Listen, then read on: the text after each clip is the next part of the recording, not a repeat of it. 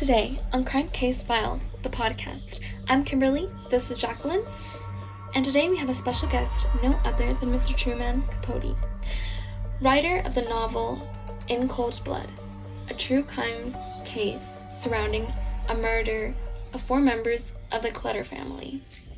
Today on Crime Case Files, we'll be going over the Clutter family murdered by Richard Eugene Hitchcock and Perry Edward Smith, or Dick and Perry, alongside a short interview with carefully selected questions from Mr. Capote. The Clutters were a good family recognized by all of Holcomb. They were pretty well off and lived comfortably. It came as a surprise to all when Herb, Bonnie, Kenyon, and Nancy Clutter were murdered. Mr. and Mrs. Clutter had 2 other older daughters who were Evie, Anna, and Beverly, and at the time they were married. Nancy was 16 and Kenyon was only 15 when the murders happened. The family had no enemies, which is why it came to a surprise when they were murdered. Meanwhile, Floyd Wells, a former cellmate of Dick or Richard Eugene Hitchcock, used to work for Herb Clutter. Wells shared that Mr. Clutter kept large sums of money in a safe in his home to Hitchcock, except Mr. Clutter used a checkbook, so what Wells told Hitchcock was untrue. Hitchcock hatched the idea to steal the money. He then contacted Smith, or Perry, a former cellmate, to commit the robbery with him. They drove hundreds of miles to the Clutter residence to steal from them. They locked up the family and they went on to look around the house for that said safe. Once they figured out that there was no money, they had to get rid of the witnesses. And before any of this, it was already stated that they were going to get rid of any witnesses anyways. They then gagged the family members and tied them up out of rage, and it was said that Perry had episodes of unstableness. It was said that Perry slit Mr. Clutter's throat, and the rest of the family members were shot in the head. Smith also stopped Hitchcock from raping Nancy, because it was said that Dick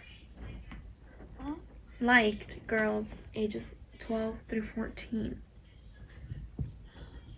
They fled the scene, taking a portable radio which belonged to Kenyon, binoculars that belonged to Herb Clutter, and less than $50 in cash. As said previously, Herb Clutter mainly carried checkbooks and not cash. They ran for a while, then they got caught. They were sentenced to hang while on death row.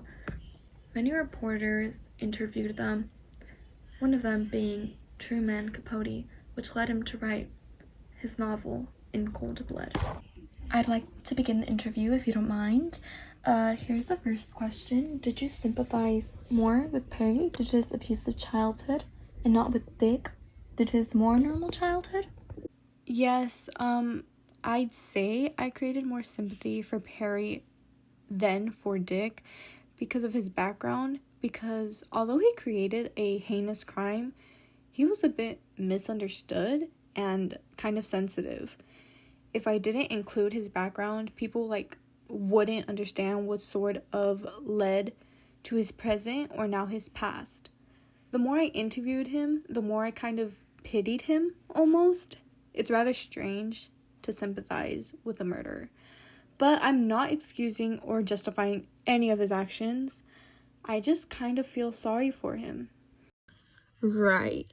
Without his background, I wouldn't have felt a little sorry for him. He did commit a heinous crime, like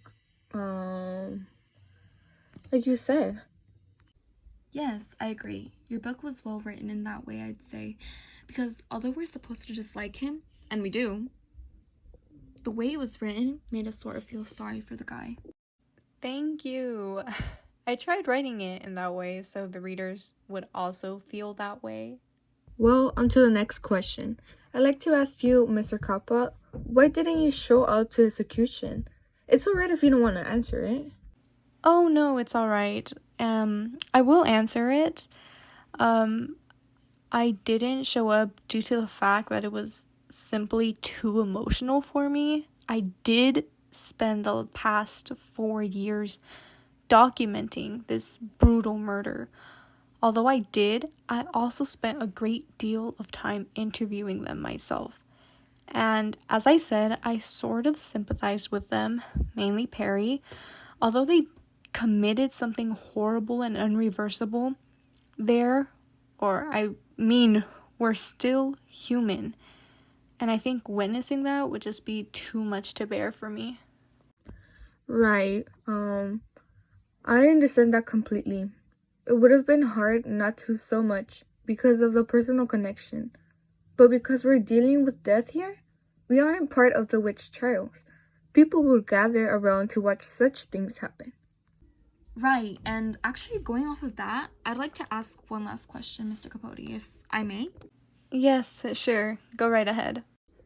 Do you believe that they deserve what they got? The execution, I mean. No. And I say this firmly because I don't believe anyone deserves it. Capital punishment, I expressed this in my novel by humanizing Smith and Hitchcock. I'm absolutely against it. It's not human-like at all, and so I don't believe they deserved what they got.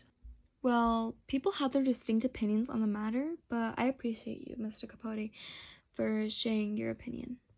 Yeah, I really saw it. Your opinion, I mean. In the novel, I completely agree on the matter. Yes, well, I really appreciate the research and the effort you girls made. I really enjoyed answering your questions a lot. Well, thank you for appreciating it. We appreciated your presence and responses. Well, that's all we have for you today, Mr. Capote. Thank you so much for agreeing to this. No, yeah, thank you so much for having me. It's been a pleasure. And that was Truman Capote on Crime Case Files. Thank you so much for listening and keep being true crime detectives.